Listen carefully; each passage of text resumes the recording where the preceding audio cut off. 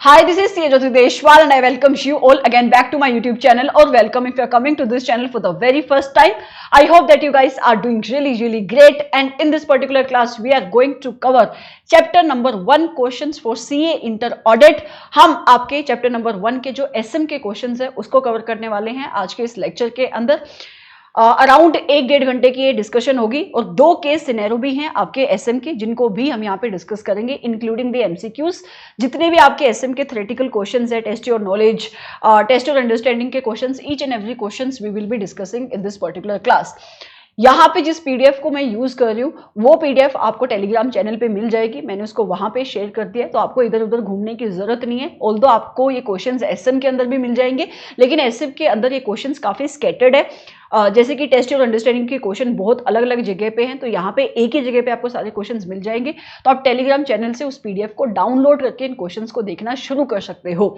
एक चीज जो आपको बहुत ध्यान में रखनी है वो ये है कि जब आप इन क्वेश्चंस की क्लासेस को देखोगे तो आपकी कोशिश डेफिनेटली यही होनी चाहिए कि आप सबसे पहले चैप्टर के कंसेप्ट को रिवाइज करने के बाद ही इन क्लासेस को कवर करो।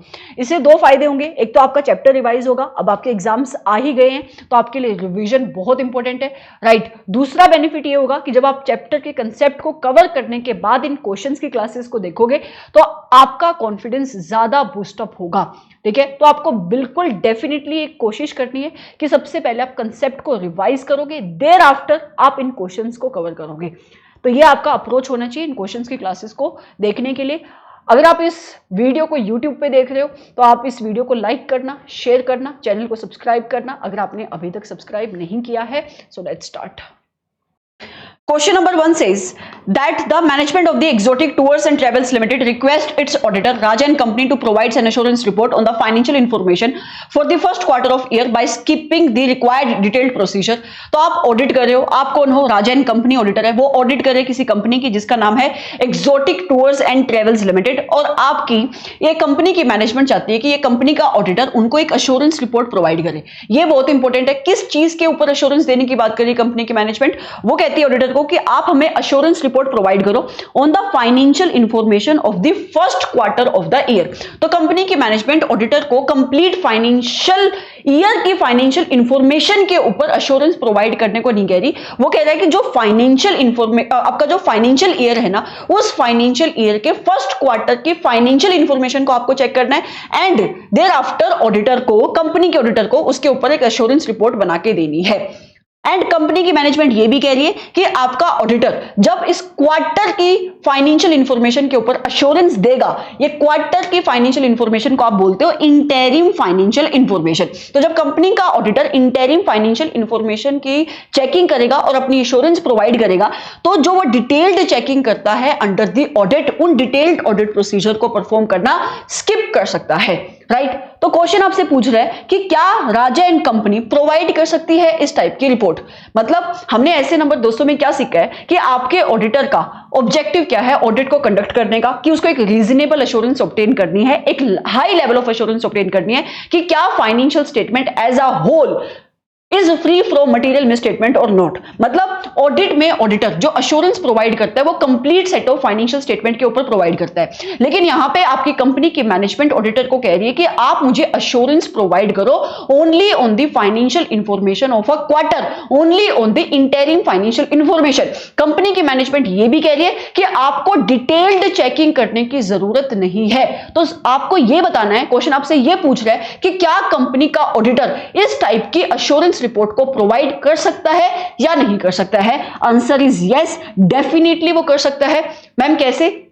तो हमने different types of assurance engagement पढ़ी है आपके सिलेबस में चैप्टर नंबर 1 के अंदर। अगर आप पेज नंबर 6 पे जाओगे वहां पे we have studied different type of assurance जो एक प्रैक्टिशनर प्रोवाइड करता है और वहीं पे हमने एक एंगेजमेंट को पढ़ा था that is limited assurance engagement also known as review engagement, right. तो इस गिवन सिनेरियो में जो आपकी कंपनी की मैनेजमेंट कह रही है वो आपकी ऑडिटर से चाहती है कि आपका ऑडिटर उसकी इंटरिम फाइनेंशियल इंफॉर्मेशन का रिव्यू करे। एंड जब आपकी कंपनी का ऑडिटर इंटरिम फाइनेंशियल इंफॉर्मेशन का रिव्यू करेगा, रिव्यू ऑडिट नहीं रिव्यू, तो वो कौन से एंगेजमेंट को परफॉर्म करेगा? लिमिटेड एश्योरेंस एंगेजमेंट को परफॉर्म करेगा। और यहां पे एक एसआरई एप्लीकेबल हो जाता है, एसआरई नंबर 212410। आपके सिलेबस में हमने सिर्फ इसका नंबर और एक नाम पढ़ा था, वो भी एग्जांपल्स के अंदर, ठीक है। यहां से अगर आपने इस नंबर और नाम को पढ़ा होगा तो आपने इजीली क्रैक कर लिया होगा कि किस टाइप की एंगेजमेंट की बात कर रहा है। मैं आपको दिखा देती हूं कि आपकी बुक में आपको ये कहां पे मिलेगा। पेज नंबर 6 पे अगर तुम आओगे तो हमने ये डिफरेंस पढ़ा था, difference between reasonable assurance engagement, that is difference होता क्या है ऑडिट का, and limited assurance engagement review का, राइट। अगर आप अपनी बुक में और नीचे आओगे पेज नंबर 7 पे, तो यहां पे हमने डिफरेंट टाइप्स के एंगेजमेंट स्टैंडर्ड के बारे में पढ़ा था, और एक हमने पढ़ा था आपके एसआरईज के बारे में, और मैंने आपको दो एग्जांपल बताए थे, SRE number 2400 and SRE number 2410। अगर तुम एसआरई नंबर 2410 का नाम पढ़ोगे तो क्या है? It is review of the interim financial information, जिसका रिव्यू कौन परफॉर्म कर रहा है? आपकी कंपनी का ऑडिटर, मतलब आपकी एंटिटी का इंडिपेंडेंट ऑडिटर। तो आपके गिवन सिनेरियो के अंदर आपकी कंपनी की मैनेजमेंट जो कंपनी के ऑडिटर को कह रही है कि आप मुझे एक अश्योरेंस प्रोवाइड करो on the interim financial information, और जब तुम अश्योरेंस प्रोवाइड करोगे तो तुम्हें डिटेल्ड चेकिंग करने की जरूरत नहीं है, तुम्हें डिटेल्ड प्रोसीजर परफॉर्म करने की जरूरत नहीं है, तुम लिमिटेड प्रोसीजर भी परफॉर्म कर सकते हो। तो वो बात कर रही है रिव्यू को कंडक्ट करने की, राइट। और क्या आपकी कंपनी का ऑडिटर इस टाइप के रिव्यू को कंडक्ट कर सकता है? यस, डेफिनेटली कर सकता है। दूसरा क्वेश्चन पूछता है what would be the nature of such a report. ये जो अश्योरेंस रिपोर्ट बना के देगा आपकी कंपनी का ऑडिटर, आप इसको क्या रिपोर्ट बोलोगे? तो ये रिव्यू की रिपोर्ट होगी। ये लिमिटेड एश्योरेंस एंगेजमेंट आपका कंपनी का ऑडिटर परफॉर्म कर रहा है यहाँ पे। Would it be necessary for them to obtain sufficient and appropriate evidence in such a case? Answer is yes. उसको sufficient and appropriate evidences collect करने हैं, लेकिन सिर्फ इतने ताकि उसको ये बेस मिल सके कि आपकी कंपनी का ये ऑडिटर किसी ना किसी लिमिटेड कंक्लूजन पे पहुंच सके। ये जो भी सारे वर्ड्स मैं बोल रही हूं ये आपको इजीली तुम आइडेंटिफाई कर पाओगे इस डिफरेंस की टेबल से। अगर तुम सिर्फ लिमिटेड एश्योरेंस एंगेजमेंट वाले पॉइंट पढ़ोगे ना, सबसे पहले लेवल ऑफ एश्योरेंस लिखा हुआ है कि किस टाइप की लेवल ऑफ एश्योरेंस प्रोवाइड करता है आपका practitioner in case of limited assurance engagement, तो लोअर लेवल ऑफ एश्योरेंस होती है एज कंपेयर टू ऑडिट। फिर लिखा हुआ है कि कितने एक्सटेंट तक वो चेकिंग करता है, तो यहां पे वो फ्यूअर प्रोसीजर परफॉर्म करता है। आपके क्वेश्चन के अंदर भी लिखा हुआ है, राइट। किस नेचर की कंक्लूजन ऑब्टेन करता है? तो यहां पे लिमिटेड कंक्लूजन ऑब्टेन की जाती है। फिर इसने एग्जांपल लिखे हुए हैं नीचे, समझ में आया? तो इस गिवन सिनेरियो में वो क्या परफॉर्म कर रहा है? रिव्यू एंगेजमेंट को परफॉर्म कर रहा है। आप इसका आंसर कैसे लिखोगे? तो आपकी जो अंडरस्टैंडिंग है रिव्यू एंगेजमेंट को लेकर, लिमिटेड एश्योरेंस एंगेजमेंट को लेकर, जो मैंने आपको अभी अभी पॉइंट्स बताए, वो डिफरेंस की टेबल में जो आपके पॉइंट्स हैं लिमिटेड एश्योरेंस एंगेजमेंट के, आप सबसे पहले वो लिख सकते हो। देयर आफ्टर आपको ये 3 पॉइंट लिखने हैं, क्योंकि आपके इस क्वेश्चन के अंदर 3 क्वेश्चन पूछे हुए हैं, ये कंक्लूजन है, आप इन कंक्लूजन को मेंशन कर सकते हो। सबसे पहला क्वेश्चन क्या था कि can Raja and company provide such a report? Yes. ये क्या रिपोर्ट है? रिव्यू की रिपोर्ट है। तो कहते हैं Raja and company provide a review report in this case. फिर इसने बताया कि रिव्यू होता क्या है? रिव्यू एक लिमिटेड एश्योरेंस एंगेजमेंट है जिसके अंदर इट इन्वॉल्व्स फ्यूअर प्रोसीजर, अभी मैंने बताया, एंड यहां पे आपका जो ऑडिटर है वो sufficient and appropriate evidences collect करता है, लेकिन इतने एविडेंसेस ही कलेक्ट करता है ताकि वो किसी ना किसी लिमिटेड कंक्लूजन पे पहुंच सके। फिर दूसरा क्वेश्चन क्या पूछा उसने? What would be the nature of such report? तो इस रिपोर्ट को आप बोलोगे रिव्यू। तो कहता है हेंस राजन कंपनी प्रोवाइड कर सकता है report as requested by the management of this company. इस रिपोर्ट को तुम क्या बोलोगे? इस रिपोर्ट का नेचर क्या है? This is in the nature of review. क्या उसको ऑब्टेन करने हैं सफिशिएंट एंड एप्रोप्रिएट एविडेंसेस? ये भी मैंने बताया, यस, उसको ऑब्टेन करने हैं सफिशिएंट एंड एप्रोप्रिएट एविडेंसेस, लेकिन ये एविडेंसेस उसको मिलेंगे कैसे? By performing the less procedure, by performing the limited procedure, right. तो ये तुम्हारा यहां पे क्वेश्चन का आंसर बनेगा। ऑडिट में तुम्हारी प्रॉब्लम ये नहीं होगी कि तुम्हें कंसेप्ट नहीं आते हैं। ऑडिट में जो इशू आएगा वो इशू ये होगा कि तुम्हें कंसेप्ट की एप्लीकेबिलिटी करने में इशू हो सकता है। वो भी तब आपको इशू होगा अगर आपने ध्यान से सब्जेक्ट को नहीं पढ़ा है। अदरवाइज ऑडिट बहुत ही सिंपल सब्जेक्ट है। स्पेसिफिकली अगर मैं इंटर की बात करूं तो बहुत सिंपल आपके क्वेश्चन यहां पे बनते हैं। फिर आता है question number 2। Again a very simple question, कहता है assurance engagement are not restricted to the audit of financial statement alone. आपको डिस्कस करना है क्या ये स्टेटमेंट जो यहां पे दी हुई है ये स्टेटमेंट सही है या गलत है। ये स्टेटमेंट एब्सोल्युटली करेक्ट है। कहता है कि अश्योरेंस एंगेजमेंट जब प्रैक्टिशनर परफॉर्म करता है उसके अंदर वो सिर्फ ऑडिट को परफॉर्म नहीं करा, आपको डिस्कस करना है, राइट। अभी मैंने ऊपर आपको एक हमने जो क्वेश्चन कवर किया वहां पे भी आपकी कंपनी का ऑडिटर अश्योरेंस ही प्रोवाइड कर रहा था। क्या वो ऑडिट कर रहा था ऊपर? नहीं। क्या परफॉर्म कर रहा था? वो रिव्यू। तो आपको इतना तो समझ में आ रहा है कि अश्योरेंस के अंदर ऑडिट भी कवर होती है, रिव्यू भी कवर होती है। एंड हमने आपके चैप्टर में देखा भी था कि अदर टाइप की अश्योरेंस एंगेजमेंट, जैसे कि आपका प्रैक्टिशनर जब अश्योरेंस प्रोवाइड करता है on the prospective financial information, ये भी कवर्ड होता है। जब आपका प्रैक्टिशनर अश्योरेंस प्रोवाइड करता है on the designing and operating effectiveness of the control, ये भी कवर होता है। तो ये स्टेटमेंट जो यहां पे लिखी हुई है कि अश्योरेंस एंगेजमेंट के अंदर सिर्फ ऑडिट कवर नहीं होती, ये स्टेटमेंट बिल्कुल सही है, राइट। अब आपको डिस्कस करना है, तो इस क्वेश्चन का आंसर आप लिखोगे कैसे? सबसे पहले आप अश्योरेंस एंगेजमेंट की डेफिनेशन दोगे। ये आंसर आपको आपकी बुक में मिल जाएगा पेज नंबर 6 पे। मैं बार बार लेके नहीं जाऊंगी, लेकिन ये कंसेप्ट का आपको, ये क्वेश्चन का जो आंसर है आपके पर्टिकुलर पेज नंबर 6 पे जो कंसेप्ट है वहां से आप बना सकते हो। मैं यहीं से पढ़ रही हूं, ठीक है। तो सबसे पहले जब आप इसका आंसर लिखोगे तो आपको अश्योरेंस एंगेजमेंट का मतलब बताना है, राइट। देयर आफ्टर आपको यह बताना है कि scope of assurance engagement is not restricted only to the audit, और आप बताओ कि डिफरेंट अदर टाइप की अश्योरेंस कौन कौन सी कवर होती है। फिर आप एग्जांपल्स दे सकते हो जो हमने टाइप देखे थे अश्योरेंस एंगेजमेंट के यहां पे, और ऐसे आपका क्वेश्चन बनेगा, ठीक है। तो मैं पढ़ रही हूं आपके लिए कि अश्योरेंस एंगेजमेंट होती क्या है, और मैंने आपको बताया था क्लास में जब हमने कवर किया कि जब भी आप अश्योरेंस एंगेजमेंट की इस डेफिनेशन को पढ़ोगे तो आप ऑडिट की डेफिनेशन को ध्यान में रखना, क्योंकि ऑडिट भी एक अश्योरेंस एंगेजमेंट ही होती है। तो ये डेफिनेशन आपको इजीली लर्न हो जाएगी, राइट।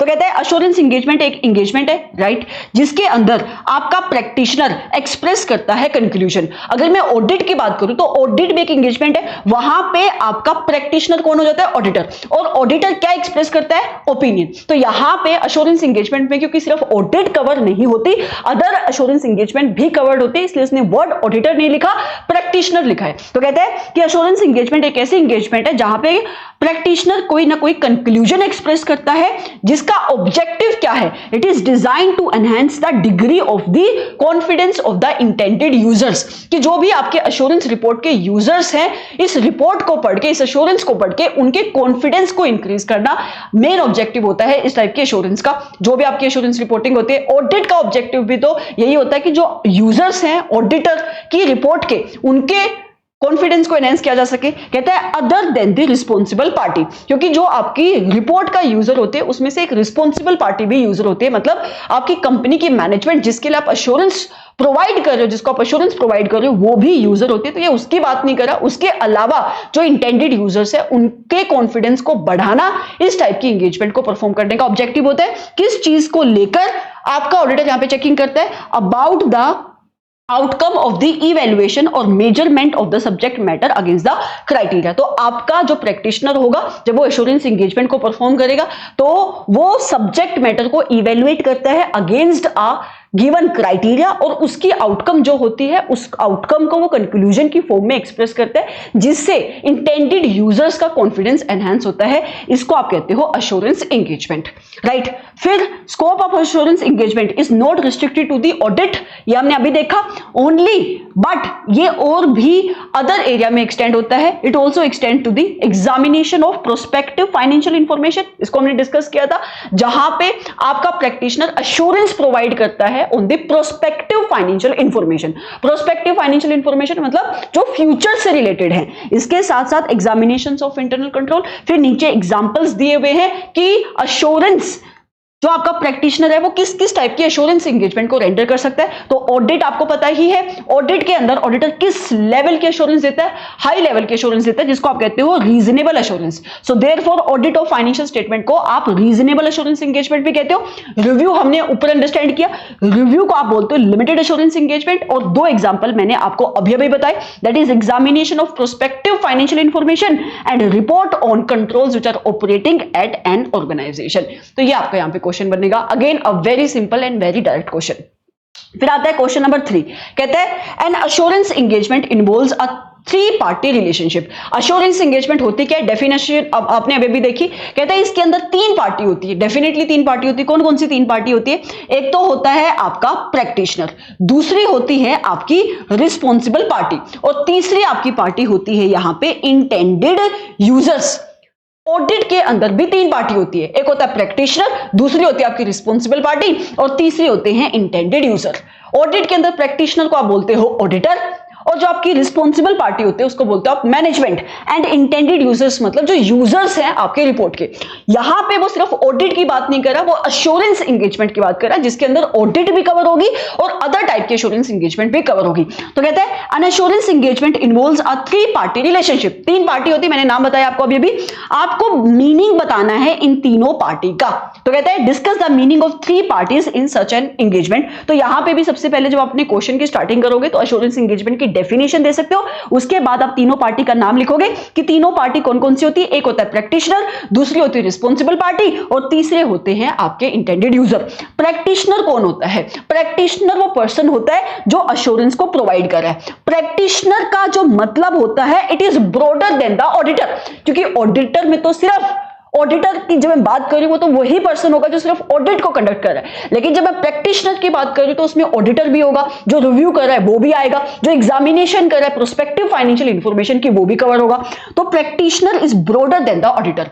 ऑडिट के अंदर जो ऑडिटर चेकिंग करता है वो चेकिंग करता है हिस्टोरिकल फाइनेंशियल इंफॉर्मेशन की, वेयरएज जब प्रैक्टिशनर अश्योरेंस प्रोवाइड करता है तो वो हिस्टोरिकल फाइनेंशियल इंफॉर्मेशन के ऊपर तो प्रोवाइड कर ही सकता है, क्योंकि रिव्यू के अंदर और ऑडिट के अंदर हिस्टोरिकल फाइनेंशियल इंफॉर्मेशन की चेकिंग होती है, लेकिन इसके साथ साथ वो प्रोस्पेक्टिव फाइनेंशियल इंफॉर्मेशन की भी चेकिंग करता है, उसके ऊपर भी अश्योरेंस प्रोवाइड करता है। तो कहते हैं प्रैक्टिशनर में provide assurance not necessarily related to the historical financial information. That is ये बात कर रहा है कि आपका प्रैक्टिशनर प्रोस्पेक्टिव फाइनेंशियल इंफॉर्मेशन के ऊपर भी अश्योरेंस प्रोवाइड कर सकता है।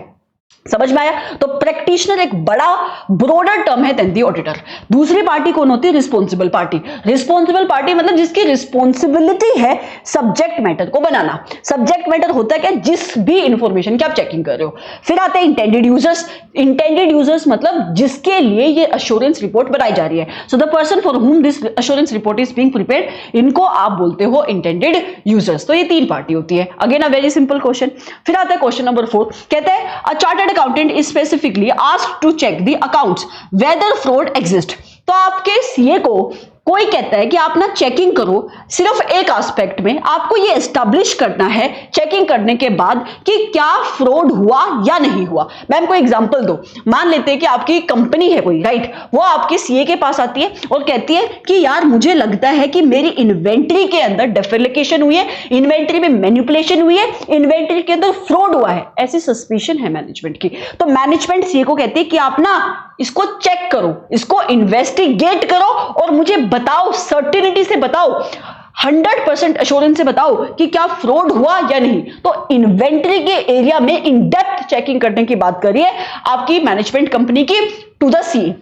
स्टेट विद द रीजंस, आपको ये बताना है whether it is an example of reasonable assurance engagement. Reasonable assurance engagement जब भी वर्ड आएगा आपके दिमाग में क्या आना चाहिए? ऑडिट। क्या ये ऑडिट की बात हो रही है? नहीं, ये इन्वेस्टिगेशन की बात हो रही है, क्योंकि ऑडिट के अंदर ऑडिटर पूरे financial statement as a whole की चेकिंग करता है और वो एक रीजनेबल एश्योरेंस ऑब्टेन करता है, वो किसी एक एरिया के अंदर इन डेप्थ चेकिंग नहीं करता। यहां पे बात हो रही है इन्वेस्टिगेशन की कि आप चेक करो, इन डेप्थ चेकिंग करो और ये बताओ कि क्या इन्वेंटरी में फ्रॉड हुआ या नहीं हुआ।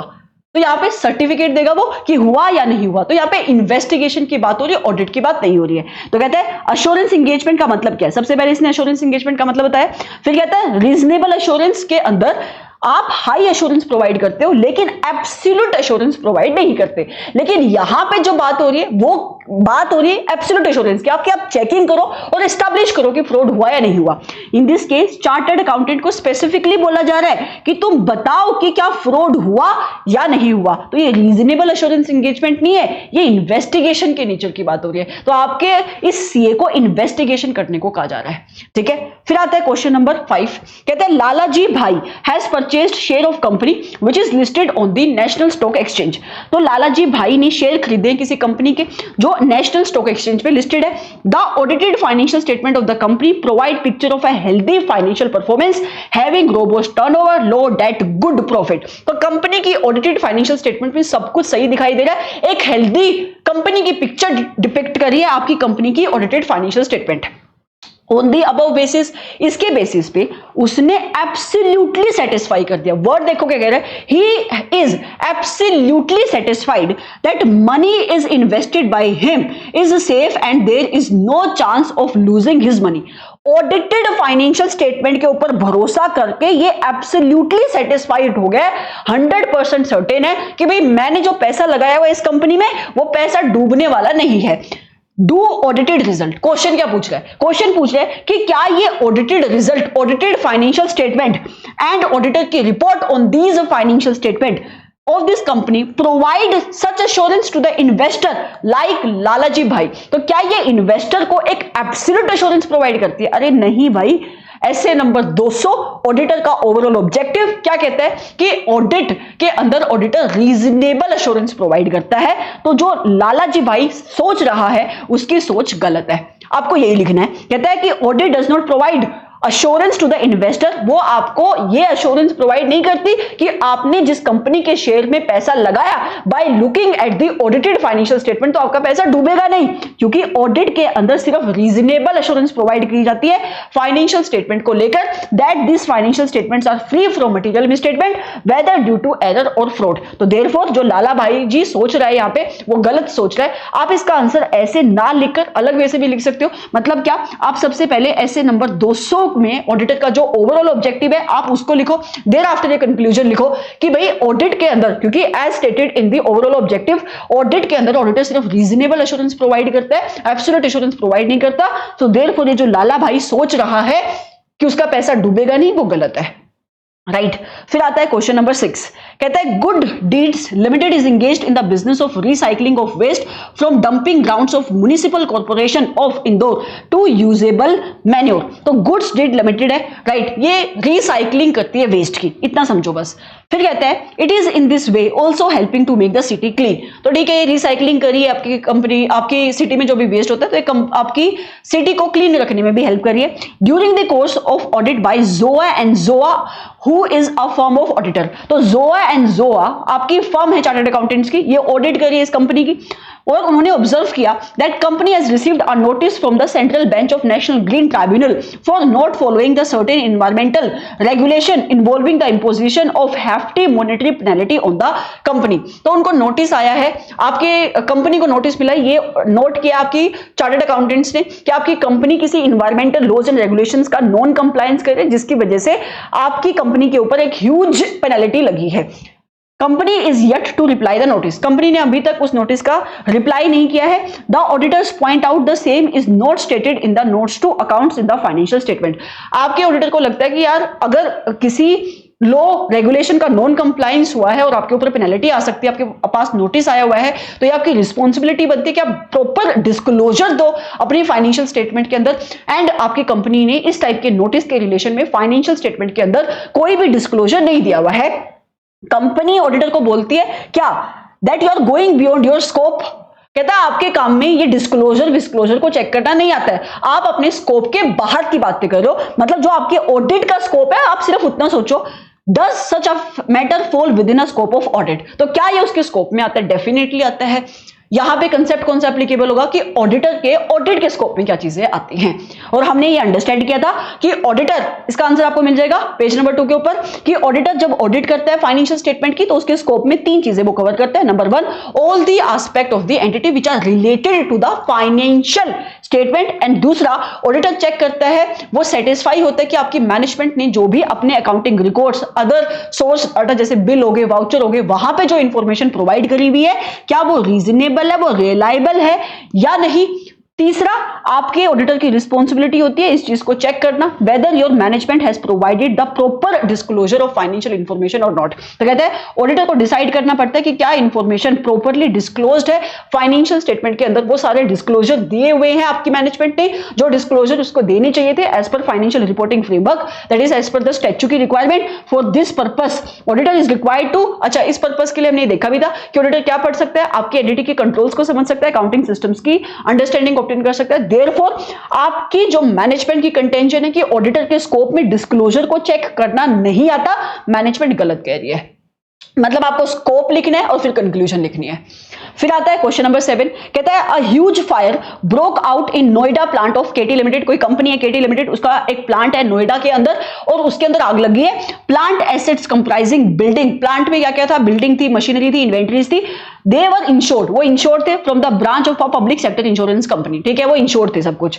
Apart from insurance surveyor who was deputed for assessing the loss, तो इंश्योरेंस कंपनी ने अपना सर्वेयर अपॉइंट किया होगा, क्योंकि अगर इंश्योरेंस आपने ली हुई थी तो आप क्लेम मांगने जाओगे इंश्योरेंस कंपनी के पास, तो इंश्योरेंस कंपनी क्लेम देने से पहले आपका सर्वे करवाएगी कि लॉस कितना हुआ है। तो इंश्योरेंस कंपनी ने जो सर्वेयर अपॉइंट किया उसके अलावा कहता है regional office of the insurance PSU also appointed a CA, तो उन्होंने क्या किया, एक CA को भी अपॉइंट किया for the verifications of books of account, financial records of the company and circumstances surrounding the loss, कि भाई तू भी असेसमेंट कर कि क्या इसके फाइनेंशियल्स है, क्या इसके बुक्स ऑफ अकाउंट्स है, किन रीजंस की वजह से आग लगी, so on and so forth. He was also requested to submit an early report, तो मतलब इसको भी कह रहा है तू चेकिंग कर इसके इन डेप्थ में, इस पर्टिकुलर इवेंट को एनालाइज कर। Would this report by the CA in the nature of audit report, तो जो चेकिंग करने के बाद ये लॉस बताएगा, इसके फाइनेंशियल्स के बारे में बातें करेगा कि इतना लॉस हुआ है, सर्कमस्टांसेस में लॉस हुआ है, तो क्या CA ऑडिट कर रहा है? आंसर इज नो, यहां पे भी वो इन्वेस्टिगेशन कर रहा है, ठीक है। तो यही आपको लिखना है। कहता है ऑडिट होती क्या, तो आप डेफिनेशन दो सबसे पहले, ऑडिट है क्या। ऑडिट एक इंडिपेंडेंट एग्जामिनेशन है, किसकी, फाइनेंशियल इंफॉर्मेशन की। किसकी फाइनेंशियल इंफॉर्मेशन, किसी भी एंटिटी की, किसी भी एंटिटी की, हाँ, चाहे वो प्रॉफिट मेकिंग है, नॉन प्रॉफिट मेकिंग है, चाहे वो छोटे साइज की है, बड़े साइज की है, irrespective of its size, legal form जहां पे इस एग्जामिनेशन को कंडक्ट किया जाता है with the view of expressing an opinion. Therefore यहां पे आप बताओगे कि ऑडिट कोई इन्वेस्टिगेशन नहीं है into the alleged wrong doing. आपके क्वेश्चन के अंदर उस CA को अपॉइंट किया जा रहा है कि तुम देखो कि जिन सर्कमस्टांसेस में ये आग लगी वो सर्कमस्टांसेस जेन्युइन है या नहीं है। मतलब कहीं ऐसा तो नहीं कि मैनेजमेंट को क्लेम चाहिए था उसने खुद ही आग लगवा दी, मतलब कोई रॉन्ग डूइंग तो नहीं हुई, आपको ये इन्वेस्टिगेशन करनी। तो ऑडिट ऐसे कोई इन्वेस्टिगेशन नहीं है। इन दिस केस हो क्या रहा है, आप ये क्वेश्चन लिखोगे जो ऊपर क्वेश्चन दिया हुआ है थर्ड में, फिर आप कंक्लूजन लिखोगे कि जो इस गिवन सिनेरियो में आपका CA काम कर रहा है वो इन्वेस्टिगेशन नहीं, वो इन्वेस्टिगेशन है, वो ऑडिट के नेचर में नहीं है, ठीक है। फिर आता है question number 8, choosing of appropriate accounting policies in relation to accounting issues is the responsibility of management. क्या आप इस स्टेटमेंट से अग्री करते हो? स्टेटमेंट क्या कह रहा है कि मैनेजमेंट की रिस्पॉन्सिबिलिटी है कि वो सही अकाउंटिंग पॉलिसीज को चूज करे in relation to accounting policies. क्या आप इस स्टेटमेंट से अग्री करते हो? आप मुझे सिर्फ इस स्टेटमेंट से अग्री या डिसअग्री करने से पहले आप मुझे क्वेश्चन का जवाब दो कि फाइनेंशियल स्टेटमेंट को बनाने की रिस्पॉन्सिबिलिटी किसकी है। मैम, फाइनेंशियल स्टेटमेंट को बनाने की रिस्पॉन्सिबिलिटी तो मैनेजमेंट की है, तो आप मुझे बताओ जब मैनेजमेंट फाइनेंशियल इंफॉर्मेशन को बनाती है, फाइनेंशियल स्टेटमेंट को बनाती है, क्या उसके अंदर अकाउंटिंग पॉलिसीज को सेलेक्ट करती होगी? ऑब्वियसली मैनेजमेंट ये डिसाइड तो करती होगी ना कि अगर मुझे डेप्रिसिएशन लगानी है तो क्या मैं SLM के अकॉर्डिंग लगाऊं या WDV के अकॉर्डिंग लगाऊं। तो यस, मैनेजमेंट की ही तो रिस्पॉन्सिबिलिटी है सही अकाउंटिंग पॉलिसीज को चूज करने का। तो यस, हम इस स्टेटमेंट से अग्री करते हैं। आपको बताना है फिर ड्यूटी ऑडिटर की क्या है। मैम, ऑडिटर की तो ड्यूटी ये है, ये चेक करना कि मैनेजमेंट ने जो अकाउंटिंग पॉलिसीज चूज करी है, सेलेक्ट करी है, वो सही है, करेक्ट है, एप्रोप्रिएट है या नहीं। और आपकी मैनेजमेंट क्या इन अकाउंटिंग पॉलिसीज को हर साल year by year consistently follow करी है या डेविएट करी है। मतलब पिछले साल मैनेजमेंट डेप्रिसिएशन लगा रही थी WDV के अकॉर्डिंग, क्या इस साल भी मैनेजमेंट डेप्रिसिएशन WDV के अकॉर्डिंग लगा रही है या SLM के अकॉर्डिंग लगा रही है? अगर उसने चेंज किया अपनी अकाउंटिंग पॉलिसी को तो रीजन क्या था? तो कहता है choosing of the appropriate accounting policy किसकी रिस्पॉन्सिबिलिटी है? मैनेजमेंट की, क्योंकि मैनेजमेंट की ही रिस्पॉन्सिबिलिटी है फाइनेंशियल स्टेटमेंट को बनाने की। ऑडिटर का रोल क्या है भाई? उसको तो चेक करना है, उसको तो इवेलुएट करना है कि मैनेजमेंट ने जो अपनी अकाउंटिंग पॉलिसीज को सेलेक्ट किया और उनकी जो एप्लीकेशन करी क्या वो कंसिस्टेंट बेसिस पे थी। तो ऑडिटर की ड्यूटी क्या होगी? उसको इवेलुएट करना है कि आपकी मैनेजमेंट ने जिन अकाउंटिंग पॉलिसी को सेलेक्ट किया है वो प्रॉपर है। मतलब तुम्हें अगर considering the nature of the asset WDV के अकॉर्डिंग डेप्रिसिएशन लगनी चाहिए थी, कहीं ऐसा तो नहीं अपने एक स्पेसिफिक फाइनेंशियल रिपोर्टिंग ऑब्जेक्टिव को मीट करने के लिए मैनेजमेंट WDV के अकॉर्डिंग डेप्रिसिएशन ना लगा के वो डेप्रिसिएशन लगा रही है आपके SLM के अकॉर्डिंग। तो कहता है ऑडिटर का काम सिर्फ इतना सा है कि वो इवेलुएट करे कि मैनेजमेंट ने जो अकाउंटिंग पॉलिसीज चूज करी है, सेलेक्ट करी है, वो एप्रोप्रिएट है। दूसरा, मैनेजमेंट इन पॉलिसीज को year by year consistently follow करी है। तो कहता है whether this chosen policy has been applied consistently on period to period basis. तो ये ऑडिटर का यहां पे रोल है। फिर आता है क्वेश्चन नंबर 9, कहता है CAP Babu is conducting the audit of the financial statement of quick buy private limited. तो आपका सीएपी बाबू ऑडिटर है, वो ऑडिट कर रहा है फाइनेंशियल स्टेटमेंट की किस कंपनी की, क्विक बाय प्राइवेट लिमिटेड की। Okay, he was not able to obtain external confirmation from certain debtor. External confirmation from debtor, कौन सा स्टैंडर्ड आपके दिमाग में स्ट्राइक हो रहा है, एसए नंबर 505। तो उसको कंफर्मेशन मंगवानी चाहिए थी डेटर से, sufficient and appropriate audit evidences collect करने के लिए, वो नहीं मंगवा पाया, right, due to the practical difficulty and peculiar gain circumstances. कुछ रीजंस हो गए, डिफिकल्टी थी, नहीं मंगवा पाया वो confirmation. However such a procedure is mandated under one of the SAs. हमने अभी बताया ना, एसे नंबर 505 मैंडेट करता है, रिस्पॉन्सिबिलिटी लगाता है आपके ऑडिटर के ऊपर। अब unable to obtain confirmation from this debtor relied upon sales, तो वो वहां पे नहीं मंगवा पाया कंफर्मेशन, तो उसने कोई और प्रोसीजर परफॉर्म किया, उसने ऑल्टरनेटिव प्रोसीजर परफॉर्म किया। उसने क्या किया ऑल्टरनेटिव प्रोसीजर, उसने रिलाई कर रहा है वो on the sales details of this party, कि भाई तूने क्या सेल्स करी, मतलब उसके इनवॉइसेस चेक कर रहा है, वो ई-वे बिल्स वगैरह चेक कर रहा है, एंड ऑल्सो आपने सेल्स करी तो पेमेंट आई होगी, he is tracing the payment from this party in the bank account of the company. मतलब सिंपल सी बात है, वो कंफर्मेशन नहीं मंगवा पा रहा है, तो मतलब वो एक प्रोसीजर को परफॉर्म नहीं कर पा रहा है, देयरफॉर वो ऑल्टरनेटिव प्रोसीजर को परफॉर्म कर रहा है। He was reasonably satisfied with the audit evidences obtained. अब जब उसने इन ऑल्टरनेटिव ऑडिट प्रोसीजर को परफॉर्म किया, इंस्पेक्शन करी इन डॉक्यूमेंट्स की, तो वो सेटिस्फाइड हो गया कि हाँ मुझे सफिशिएंट एंड एप्रोप्रिएट एविडेंसेस मिल गए हैं। Is there any other reporting duty cast upon him relating to not following the mandated procedure in one of the essays? Question आपसे पूछता है कि ठीक है उसको एविडेंसेस मिल गए, उसको सेटिस्फेक्शन मिल गई, उसको कंफर्ट मिल गया, लेकिन क्या उसकी अब कोई रिपोर्टिंग रिस्पॉन्सिबिलिटी भी है? मैम यहाँ पे रिपोर्टिंग रिस्पॉन्सिबिलिटी क्यों आएगी भाई? स्टैंडर्ड की रिक्वायरमेंट थी ना एसए नंबर 505 की कि उसको स्टैंडर्ड के अकॉर्डिंग ऑडिट को करना है। ये हमने कहां पे पढ़ा था? एसए नंबर 200 में कंसेप्ट है। आप जाओ पेज नंबर 14 के ऊपर कि ऑडिटर को कंप्लाई करना है with all the requirement of the standard including its application and explanatory part, right. और जहां पे वो डेविएट कर रहा है, डेविएट कर सकता है ये अनअवॉइडेबल रीजंस में, मतलब जहां पे वो कंप्लाई नहीं कर पा रहा है तो वहां पे उसको डिस्क्लोजर देना पड़ेगा और वहां पे उसको ऑल्टरनेटिव प्रोसीजर परफॉर्म करने पड़ेंगे, लिखा हुआ है, ताकि जो उस रिस्पेक्टिव स्टैंडर्ड का ऑब्जेक्टिव है वो मीट हो सके। तो यहां पे ऑडिटर ने ऑल्टरनेटिव प्रोसीजर परफॉर्म करे तो इसने सही किया, लेकिन कहता है कि इसके साथ साथ अब वो क्या करेगा, इसके साथ साथ वो डिस्क्लोजर भी देगा अपनी रिपोर्ट के अंदर कि देखो एक स्टैंडर्ड की रिक्वायरमेंट थी जिसके साथ मुझे कंप्लाई करना चाहिए था बट मैंने कंप्लाई नहीं किया और इसकी जगह पे मैंने कंफर्मेशन मंगवाने की बजाय मैंने ऑल्टरनेटिव प्रोसीजर परफॉर्म करे हैं। वो ये भी बताएगा कि किस रीजंस की वजह से उसने डेविएट किया। ये तुम्हारा आंसर बनेगा यहाँ पे। तो कहता है ड्यूटी है आपके प्रोफेशनल अकाउंटेंट की, ऑडिटर की, टू सी कि standards are followed in the engagement undertaken by them. तो यहाँ पे इसने नॉर्मल लाइन लिखी हुई है कि देखो प्रोफेशनल अकाउंटेंट मतलब सीए जब भी कोई काम करेगा, जिस भी एंगेजमेंट को परफॉर्म करेगा तो स्टैंडर्ड के अकॉर्डिंग उसको उस एंगेजमेंट को परफॉर्म करना है। तो यहाँ पे ऑडिट की बात हो रही तो एसएस की एप्लीकेबिलिटी की बात होगी। अगर ऑडिट नहीं होती, रिव्यू होता तो स्टैंडर्ड और रिव्यू एंगेजमेंट एप्लीकेबल हो जाते। तो कहते हैं हाउएवर कई बार ऐसी सिचुएशन आ सकती है ना दैट स्पेसिफिक प्रोसीजर जो आपके स्टैंडर्ड के अंदर लिखे हुए हैं वो इनइफेक्टिव हो जाए किसी पर्टिकुलर एंगेजमेंट के अंदर। हमने ये पढ़ा भी था एसएस के अंदर, एसए नंबर 200 में भी, कि कई बार कोई एसए की रिक्वायरमेंट कंडीशनल होती है और जो कंडीशन आपके स्टैंडर्ड के अंदर एग्जिस्ट कर रही है वो कंडीशन आपके ऑडिट में नहीं एग्जिस्ट करती है, तो फिर आप उस सिचुएशन में उस स्टैंडर्ड को अप्लाई नहीं कर पाते हो। तो कहता है इन such a case professional accountant को इंश्योर करना पड़ता है कि अगर तुम वो प्रोसीजर परफॉर्म नहीं कर रहे जो स्टैंडर्ड के अंदर है तो आप डॉक्यूमेंट करो कि आपने ऑल्टरनेटिव प्रोसीजर क्या परफॉर्म किया, so that purpose is achieved. Ultimately जो उस ऑडिटर का ऑब्जेक्टिव था या जो प्रोफेशनल अकाउंटेंट जिस भी एंगेजमेंट को परफॉर्म कर रहा है उस प्रोसीजर को उस स्टैंडर्ड के अंदर होने का जो ऑब्जेक्टिव है वो ऑब्जेक्टिव अचीव हो रहा है, तो आपके प्रोफेशनल अकाउंटेंट की रिस्पॉन्सिबिलिटी है कि वो डॉक्यूमेंट करे कि उसने ऑल्टरनेटिव क्या प्रोसीजर परफॉर्म किया और वो ये भी डॉक्यूमेंट करे कि क्या रीजंस थे कि उसने डिपार्चर किया, उसने डेविएट किया, और रिपोर्ट में भी बताएगा जो यूजर्स है कि देखो स्टैंडर्ड कहता था कि आप एक्सटर्नल कंफर्मेशन मंगवाओ लेकिन मैंने कंफर्मेशन नहीं मैं मंगवा पाया इन रीजंस की वजह से और मैंने उसकी जगह पे इंस्पेक्शन करी है। सो कंक्लूजन ये कि जो आपका सीए है उसको डॉक्यूमेंट करना पड़ेगा कि भाई ऑल्टरनेटिव प्रोसीजर उसने क्या परफॉर्म करे एंड किन रीजंस की वजह से उसने डिपार्चर किया, और वो रिपोर्ट के अंदर भी इस डिपार्चर के टुवर्ड्स अटेंशन को ड्रॉ करेगा। ये तुम्हारा यहाँ पे आंसर बनेगा।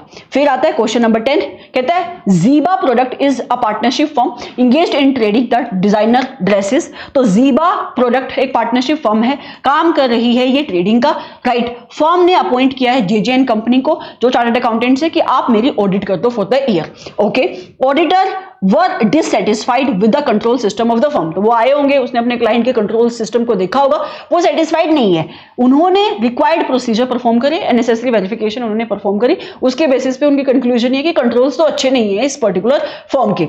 इन पर्टिकुलरली किसी एक पर्टिकुलर एरिया की बात करेंगे, they carried out sample checking of the purchases. तो उन्होंने सैंपलिंग के बेसिस पे परचेजेस को चेक किया और उन्होंने ट्रेस्ट करे हैं purchase bills to the GST portal. तो बेसिकली ये प्रोसीजर बता रहा है कि इसने क्या प्रोसीजर परफॉर्म किया है।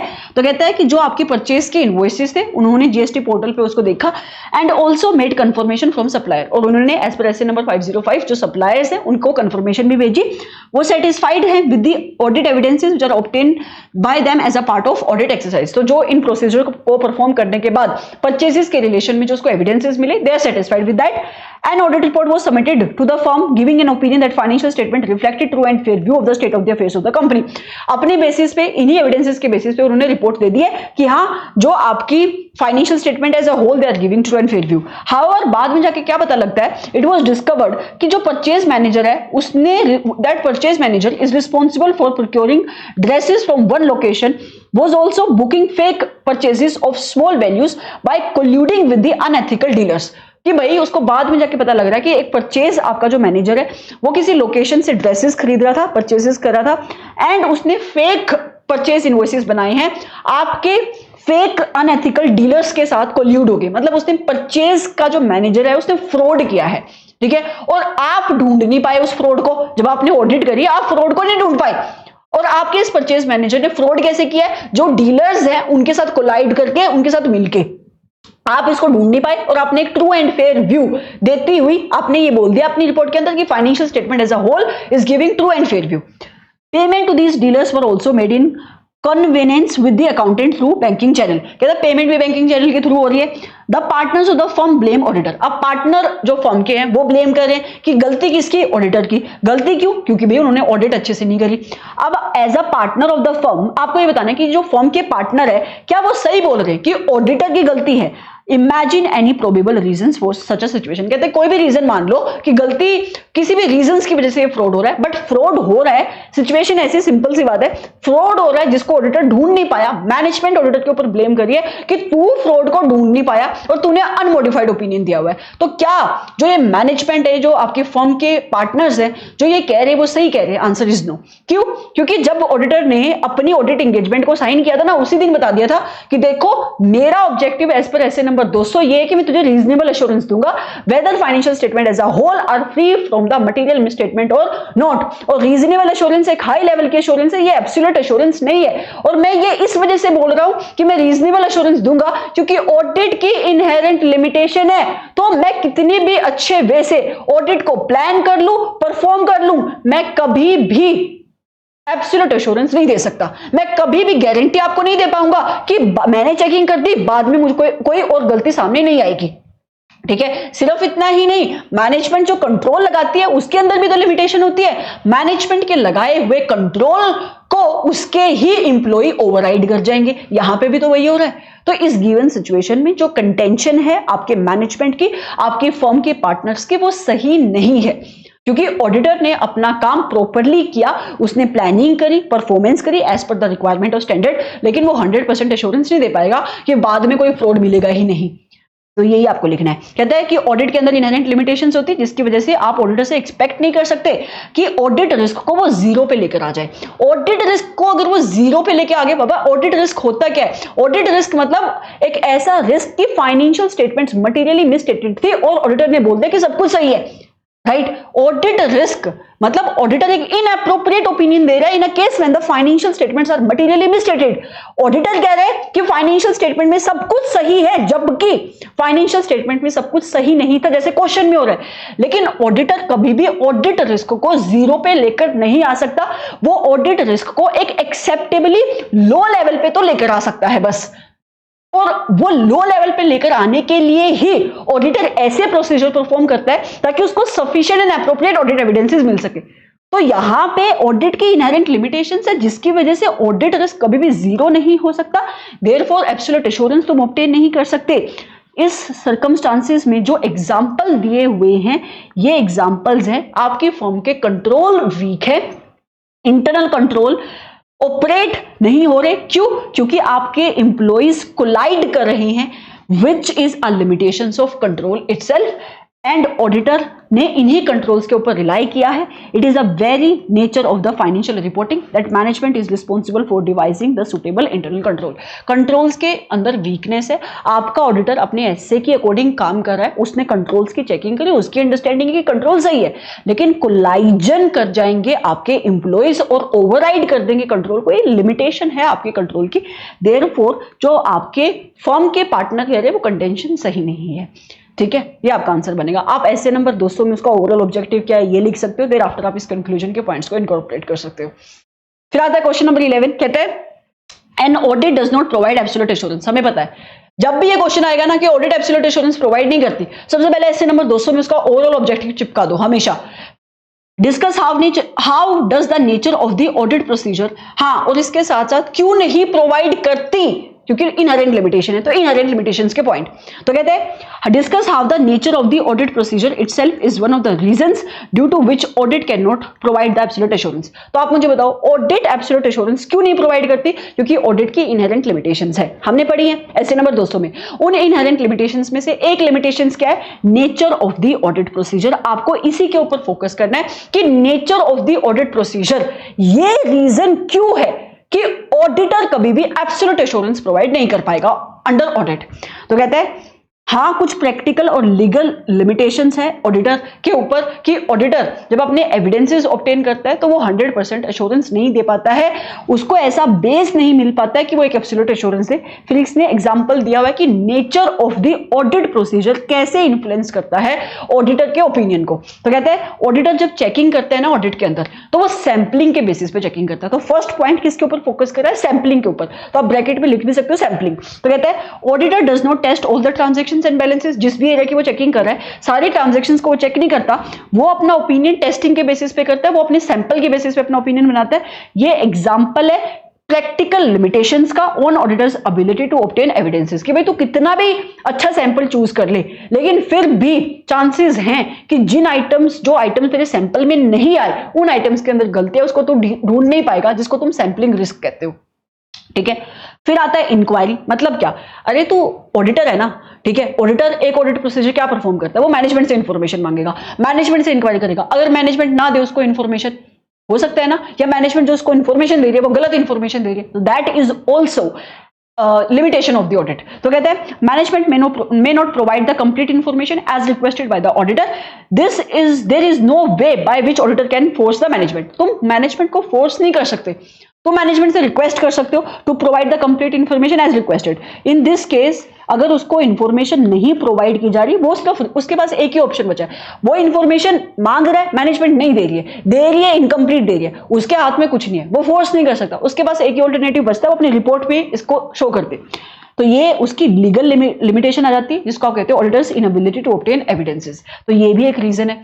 फिर कहते हैं मैनेजमेंट फ्रॉड। अभी आपने ऊपर देखा, मतलब मैनेजमेंट ने अगर फ्रॉड किया है ना आपके ऑडिटर के लिए, जो जिस टाइप की वो प्रोसीजर परफॉर्म करेगा, उस फ्रॉड को ढूंढना बहुत मुश्किल हो जाता है, क्योंकि मैनेजमेंट सिर्फ फ्रॉड करके बैठ नहीं जाएगी ना, वो उसको कंसील करने की भी कोशिश करती है। तो कहते हैं मैनेजमेंट में consist of dishonest and unscrupulous people. मतलब डिसऑनेस्ट लोग हो सकते हैं आपकी मैनेजमेंट के अंदर, and may be itself involve in fraud, और मैनेजमेंट भी फ्रॉड के अंदर इन्वॉल्व हो सकती है।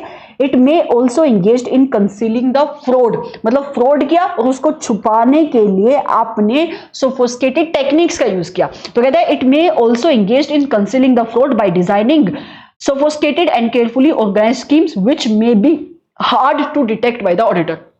हमेशा याद रखना, जहां पे मैनेजमेंट फ्रॉड के अंदर इन्वॉल्व होगी उस फ्रॉड को ढूंढना बहुत मुश्किल होगा.